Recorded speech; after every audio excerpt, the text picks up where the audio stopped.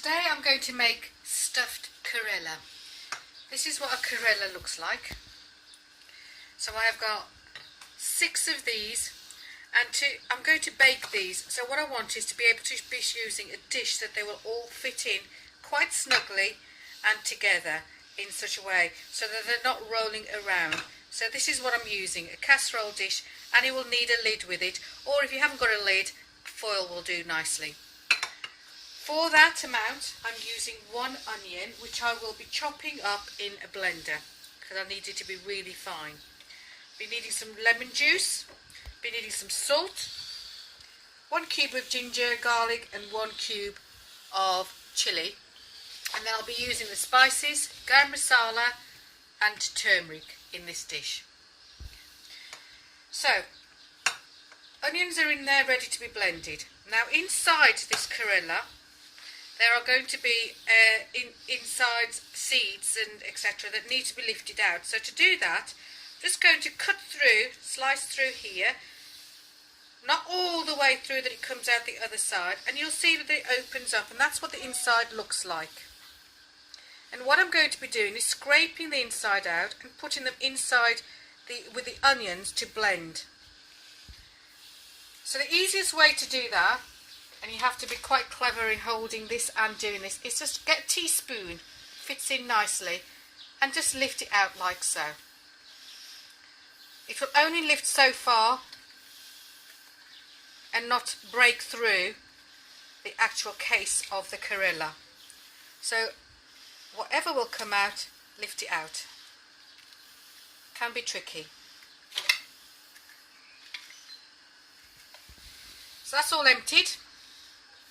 Seeds are in there. You do this with all of them.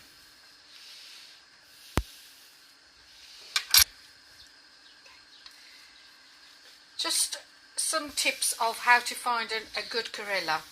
When you open it like this, you'll see these seeds are all nice and clear and white in nature. If it's over ripened or sour or not suitable to be used, the seeds would be red, and they also may be really hard. If they are, discard them. Do not use those because you will not be able to blend them, and they will leave a sour taste in the dish. So this is ripe enough. And the way to be able to tell how they're going to be looking is obviously the freshness of the karela, the green size, how green they are, and also if they are looking yellow tinged in any shape or form on the outside, you know that that's overripe and not really going to be suitable on the inside. So I still think this is not quite small enough, and I did look at it earlier and felt that it wasn't quite enough of a mix. So I've added 1 small onion into be blended further. So now there is 1 medium-sized onion and 1 small onion in this mixture. Hold on, let me just look. Right. So you'll see that the 2 things have been the insides of the karela and the onions have now been blended as such, as finely as I can get it.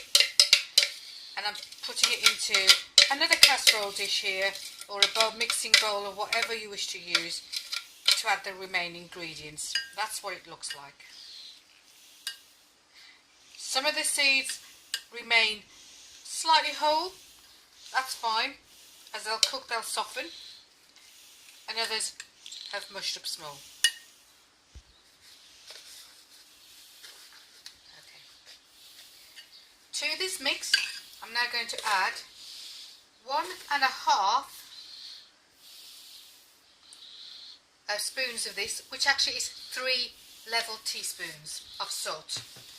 To that, 1 chilli cube, 1 ginger and garlic tube.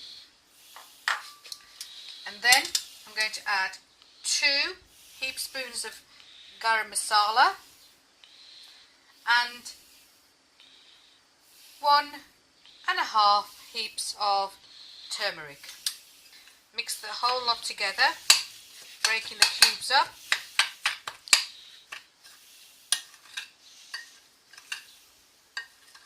This is what it looks like once you've mixed the whole lot together. So you'll notice there's no tomato in this. You won't need it in this particular dish. It is then, this mixture is stuffed inside in the karela, placed into this dish, covered and baked in the oven for roughly about an hour and a half, until it starts to soften. So the stuffing will go into there, as so. Just an even amount to begin with. If there's extra, then you can start stuffing them all a little bit more. So that then sits in there with facing upwards. We'll continue with all of them in the same vein. So this is the stuffed karela with the mixture inside, like so, and placed in here, ready to bake. You will see there is still some mixture left over, which is absolutely fine. It won't go to waste. What you can do with the mixture is you can either freeze it and use it again later in something else, and something that it would be good to use in is like for stuffed peppers or stuffed chilies, to be able to eat this in there, stuff those and then eat those, and that's just as equally nice. So I'm going to save that for another dish. Into here now I'm going to have some lemon juice. So rather than cooking in oil, I tend to use lemon juice. Traditionally some families will use a little sprinkle of oil, but I find that the tang of this dish is reduced by using the lemon juice. All I'm going to do is sprinkle some of that on. And it's probably going to be about 2 tablespoons in there. Cover it up, and then I'm going to bake this on gas mark 7 probably for about an hour to an hour and a half, making sure, and I'm checking that halfway through that cooking. So here are the karela. They've been in the oven about an hour. I'm going to just check them. They look a bit dry there at the moment. That's absolutely fine. All I'm going to do is use the juice and just moisten it all over. They're not too far off being done and finished.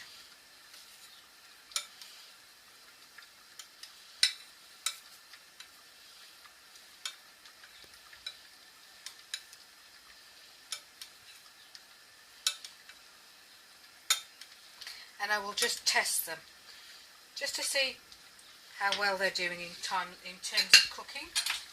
Prod it with a fork, and that looks like it's nearly there. You can see it's going in nice and easy, not too tough.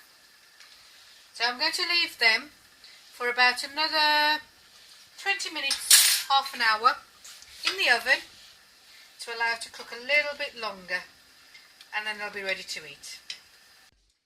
So the karela have had a further half an hour of cooking. You can see they're nice and looking golden, and they will be ready to serve. And they're cooking. You can break the skin on that quite comfortably, no problems at all. So there's your karela, stuffed karela. Enjoy, jazzy out.